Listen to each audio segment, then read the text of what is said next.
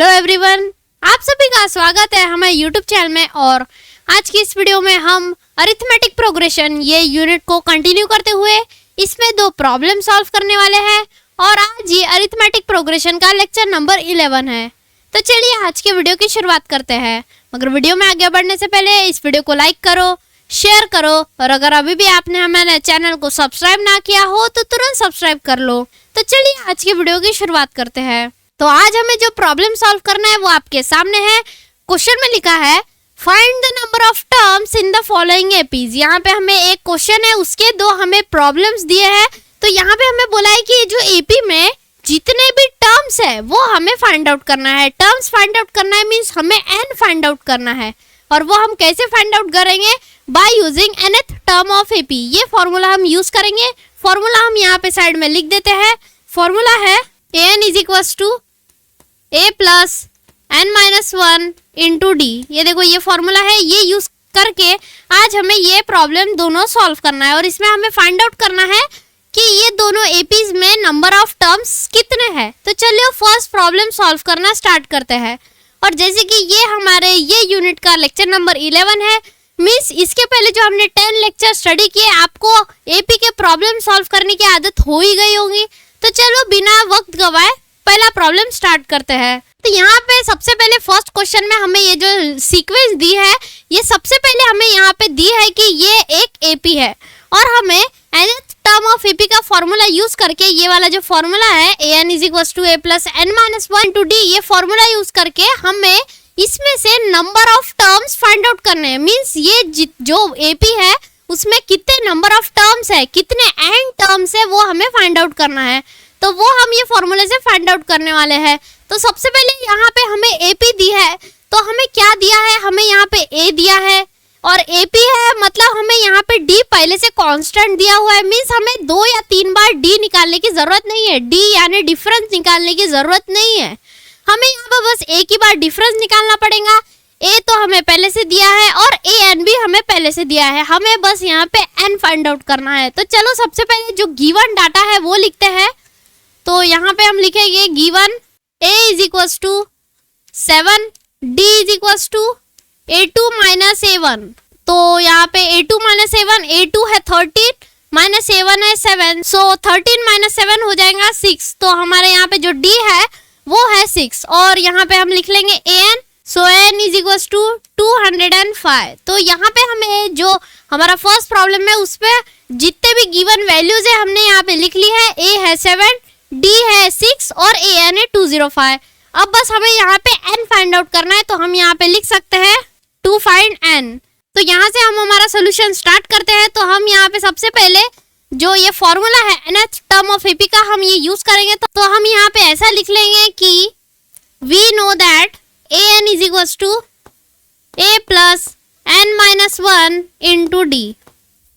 ये फॉर्मूले में अभी हमें जो सारी वैल्यूज हमने गिवन में लिखी है वो हमें सारी वैल्यूज यहाँ पे पुट करना है और जो अननोन वैल्यू है उसको वैसे ही रहने देना है जो हमें फाइंड आउट करना है, मींस n वैल्यू। तो हम यहाँ पे लिख लेंगे 205 is equals to 7 plus n-1 into 6। तो यहाँ पे हमने फॉर्मूले में सारे वैल्यूज पुट कर दिए हैं। अब हमें अगर इसे आगे सॉल्व करना है तो हमें 7 को लेफ्ट हैंड साइड में लाना पड़ेगा। तो ये हो जाएगा 205 माइनस 7। तो हम यहाँ लिखेंगे 205 minus 7 is equals to n-1 into 6। अब यहाँ पे देखो हमें 205 माइनस 7 का सब्सट्रैक्शन करना पड़ेगा। सब्सट्रैक्शन होने के बाद हमें अगले ही स्टेप में जो 6 है जो यहाँ पे n-1 के साथ मल्टीप्लीकेशन में है, हमें ये जो नंबर यहाँ पे हमें ऑब्टेन्ड होगा उसके डिवीजन में लाना है। तो हम यहाँ पे लिखेंगे 205 माइनस 7 होता है 198, so 198 divided by 6 is equals to n-1। यहाँ पे हम ब्रैकेट हटा देंगे क्योंकि यहाँ से 6 चले गया है तो n-1 हम ऐसे ही लिखेंगे। अब 198 डिवाइडेड बाय 6 क्या हो जाएगा? वो हो जाएगा 33। सो हम यही स्टेप में ये जो -1 है हम इसको लेफ्ट हैंड साइड में शिफ्ट कर लेते हैं। तो ये हो जाएगा 33 plus 1 is equals to n। So यहाँ पे 33 प्लस 1 क्या होगा? सो देयरफॉर n हो जाएगा 34।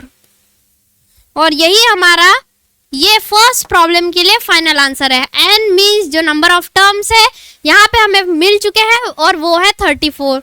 मीन्स ये जो AP है 7, 13, 19 अप टू 205, इसमें कुल मिला के मीन्स टोटल 34 टर्म्स है, नंबर ऑफ टर्म्स 34 है। और यहीं पे हमारा ये जो फर्स्ट प्रॉब्लम है ये कंप्लीट हो गया। आई होप आपको ये पूरा फर्स्ट प्रॉब्लम समझ में आए होंगे, इसके सारे स्टेप्स समझ में आए होंगे। और अगर फिर भी आपको ये स्टेप्स में कुछ डाउट होगा, ये जो हमने सॉल्व किया है उसमें कुछ डाउट होगा, तो हम एक और प्रॉब्लम सॉल्व कर रहे हैं, उसमें आपका डाउट जरूर से क्लियर हो जाएगा। तो चलो बढ़ते हैं सेकेंड प्रॉब्लम की तरफ। तो सेकेंड प्रॉब्लम आपके सामने है। यहाँ पे देखो सेकेंड प्रॉब्लम का जो AP है वो है 18, 15 whole 1/2, 13 and up to -47। Means ये जो AP है इसका जो फर्स्ट टर्म है वो है 18, सेकेंड टर्म है 15 होल 1/2, इसको हमें कन्वर्ट करना पड़ेगा। थर्ड टर्म है 13 और जो लास्ट टर्म है मीन्स जो AN टर्म है वो है -47। और हमें यहाँ पे फाइंड आउट करना है कि ये पूरे AP में कितने टर्म्स है। तो सबसे पहले ये AP को हम रीअरेंज करेंगे यहाँ पे, क्योंकि देखो 15 होल 1/2 है तो हम इसको अच्छे से कन्वर्ट करेंगे। सो ये हो जाएगा 18, 15 होल 1/2 हो जाएगा 31/2, 13 अप टू -47। ये हो गई हमारी यहाँ पे AP। तो यहाँ पे देखो यहाँ पे फर्स्ट टर्म है 18, तो हम यहाँ पे लिख लेंगे A = 18। फिर A हो गया, अब D की बारी। सो D = A2 - A1। सो यहाँ पे A2 है 31/2 second term minus first term that is 18। सो अभी इसको सॉल्व करने के लिए हमें इसमें क्रॉस मल्टीप्लिकेशन करना पड़ेगा। तो ये हो जाएगा 31 - 36 डिवाइडेड बाय 2। सो 31 - 36 हो जाएगा -5/2। सो यहाँ पे जो D है वो है हमारा -5/2। और ये हमारा D हमको एक ही बार निकालना पड़ेगा, क्योंकि हमें क्वेश्चन में पहले से गिवन है कि ये जो सीक्वेंस है वो पहले से एक AP है। तो यहाँ पे हमने A लिख लिया, D लिख लिया, अब बारी AN की। सो AN = -47। और हमें फाइंड आउट क्या करना है, हम यहाँ पे साइड में लिख लेंगे, फाइंड आउट हमें करना है N means number of terms हमें फाइंड आउट करना है। और ये भी हम फाइंड आउट करेंगे by nth term of AP, ये फॉर्मूले से हम फाइंड आउट करेंगे।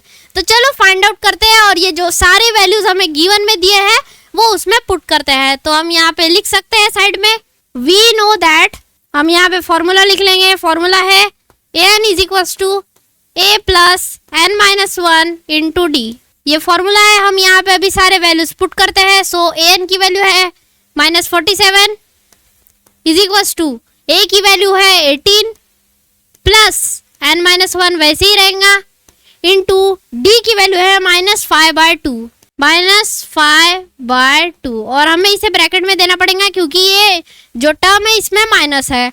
अब ये देखो हमने ये सारी वैल्यूज पुट कर दी है। अब चलो इसे सॉल्व करते हैं। तो हम सबसे पहले ये 18 को लेफ्ट हैंड साइड में शिफ्ट करेंगे, तो ये हो जाएगा -47 -18 = n-1 इंटू -5/2। तो यहाँ पे हमें क्या करना पड़ेगा, ये -47 -18 का यहाँ पे एडिशन हो जाएगा, वो हो जाएगा -65। और यहाँ पे जो -5/2 है ये इसके साथ मल्टीप्लीकेशन में है। हम इसको जब लेफ्ट हैंड साइड में शिफ्ट करेंगे तो इसका रेसिप्रोकल हो जाएगा। मीन्स ये कुछ ऐसा हो जाएगा, -65 इंटू 2 डिवाइडेड बाय -5 = n-1। ये देखो कुछ इस तरीके से हो जाएगा। अब बस हमें इसको जो भी यहाँ पे सिंप्लीफाई होता है वो करना है, और यहाँ पे जो n-1 है इसका -1 इधर साइड शिफ्ट करना है। तो यहाँ पे हम सबसे पहले क्या करेंगे, देखेंगे कि ये 5 से ये जो 65 है ये डिवाइड हो सकता है कि नहीं। हाँ बिल्कुल ये डिवाइड हो सकता है। ये 5 13 65 होता है, और यहाँ पे जो माइनस माइनस है वो भी कट हो जाएंगे। तो अगले स्टेप में हम डायरेक्टली लिख लेंगे 13 इंटू 2 = n-1। 13 इंटू 2 कैसे आया, यहाँ पे जो माइनस माइनस थे वो कट हो गए। ये देखो माइनस माइनस कुछ इस तरीके से कट गए, और यहाँ पे हमने डिवाइड कर लिया। 5 1 = 5, 5 13 = 65, तो बचा 13 इंटू 2। सो यहाँ पे 13 इंटू 2 बचा। सो 13 इंटू 2 होता है 26, तो 26 और ये n-1 का जो -1 है इसको इधर साइड शिफ्ट किया तो 26 + 1 = n। सो n = therefore 27, n = 27 और यही हमारा फाइनल आंसर है ये प्रॉब्लम के लिए। हमें यहाँ पे जो नंबर ऑफ टर्म्स है वो 27 मिल गया। मीन्स यहाँ पे ये जो AP है इसका फर्स्ट टर्म है 18, सेकेंड टर्म है यहाँ पे 13 1/2 और थर्ड टर्म है 13 और जो लास्ट टर्म है मीन्स जो 27th टर्म है वो है -47। ऐसा क्यों? क्योंकि ये AP में कुल मिला के टोटल 27 टर्म है। मीन्स जो -47 है वो 27th टर्म है ये AP का। और यहीं पे हमारा ये प्रॉब्लम भी कंप्लीट हो गया। आई होप आपको ये दोनों प्रॉब्लम समझ में आए होंगे, इसके सारे स्टेप समझ में आए होंगे। मैंने जो जो फॉर्मूला यूज किया, जो स्टेप से लिखा वो समझ में आया होगा। और आपको ये दोनों प्रॉब्लम्स अपने प्रैक्टिस बुक में जरूर से सॉल्व करके देख लेना चाहिए। ये था अरिथमेटिक प्रोग्रेशन का लेक्चर नंबर 11। इसके प्रीवियस 10 लेक्चर में, इसके प्रीवियस जो 10 लेक्चर लिए हमने, उसमें हमने जितने भी प्रॉब्लम स्टडी किए वो भी आपको स्टडी कर लेना चाहिए। और इसके आने वाले दिनों में हम इसके और भी नंबर ऑफ प्रॉब्लम सॉल्व करेंगे ताकि इसकी अच्छी खासी प्रैक्टिस हो जाए। तो मिलते हैं नेक्स्ट वीडियो में एक नए प्रॉब्लम के साथ। Thanks for watching.